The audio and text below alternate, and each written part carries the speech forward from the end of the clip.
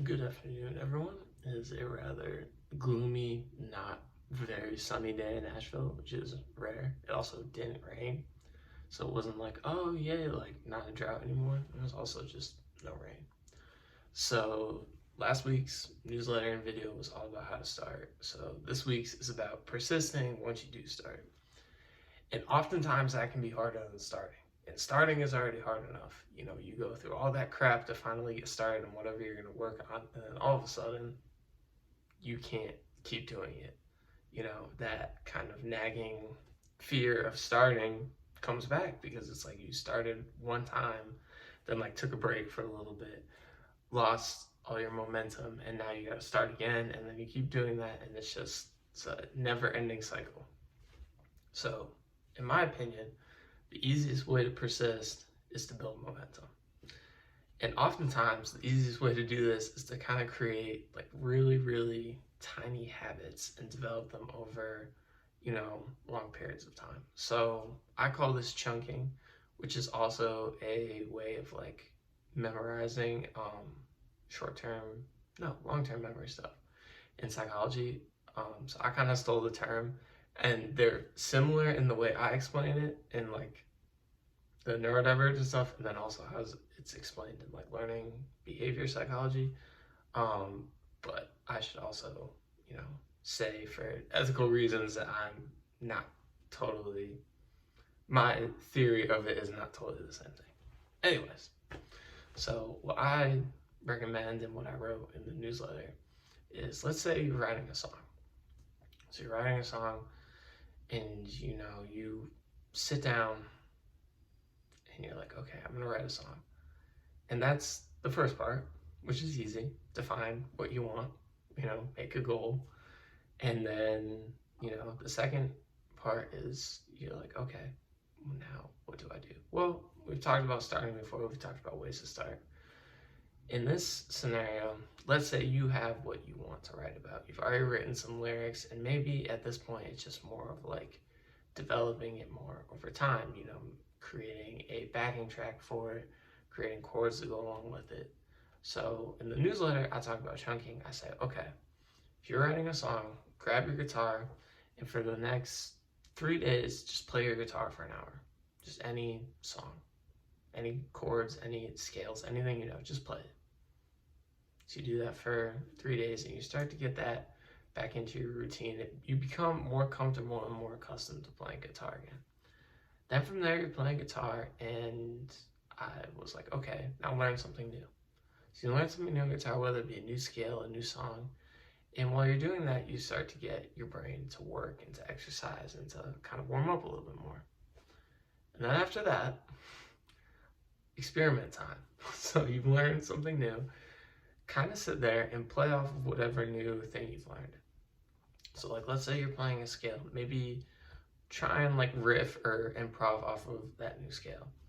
Or if you're learning a new song, maybe play that song, but use the lyrics you just wrote over it, or like add a solo to it. Improv, just find a way to like warm up and get your brain flowing again.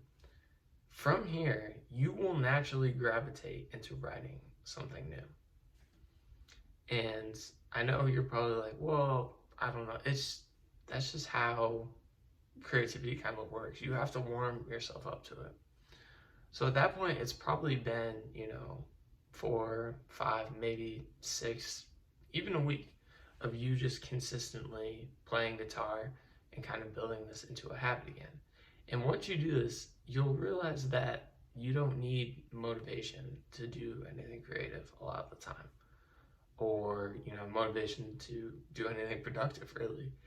It's more momentum that keeps you consistently doing stuff. So like for me, when I'm making the newsletter, when I'm making these videos, there are times where I'm like, I don't know what I'm gonna say. I need that like epiphany, that spark. I need like, the motivation to do it. I need to be riled up and ready to go. But that you are never gonna be like that 24/7. So momentum is what's gonna get you to whatever goal you want to get to. And to build momentum, you gotta do a little bit every day. And when you have momentum, everything gets a lot easier. Even when you're in ruts, you'll have a day where you feel so crappy. It's gloomy outside like today. You know, you gotta go to work. I like my job, so that's not horrible, but you know, I have finals going up. I had to write 2 research papers yesterday. You know, sleep has been hard to come by. There's a lot going on. You know, it's been a lot. But when you have that momentum and you do a little bit every day and you just remind yourself of what your end goal is, everything becomes so much easier. So I go really in depth in the chunking process in the newsletter, and I have just an explanation kind of around why we often find persistence so hard, because you know, a lot of the times we expect us to get ourselves from like point A to point B with, you know, limited hurt, limited trials, limited tribulations, and that's just impossible. You know, it's very, very hard to do. So, you know, we get caught comparing ourselves, we get caught, you know, being scared, and honestly, sometimes you just have to have that learning, that beginner, that childlike mindset of I'm gonna mess up, I'm gonna fail, you know, I'm gonna do all this, but it's okay because I tried and I put something out there and I can build upon it. And then eventually you become like a brick wall of self-confidence because you've done everything so many times, and half the time you don't even realize that you're improving, and you look back on it and you're like, oh my God, I used to sound like that. Or I used to draw, I used to paint like that. My videos used to look like that. That's crazy. And then all of a sudden, you've made it. And I should also know, this is just happened actually. My sister just got accepted into the University of Connecticut. So when she watches this, congrats, Avery. But she was a persistent son of a bitch into getting accepted into it. She appealed, she changed her major on her application, she called people, she went to like the head of admissions. She would not take no for an answer. And a lot of the times people will consider that like a very motivation, you know, based thing. And it is. There was probably a lot of intrinsic motivation behind it that she wanted to go there. And whatever your creative task is, you probably have a lot of intrinsic motivation behind it. But because she went through that process so many times, she built so much momentum that by the time she got to the head of mission, she was ready to give him a piece of her mind and was like, okay, this is what I want. I need to be here. What do I need to do to get in? When can I see my application? You know, and she got in.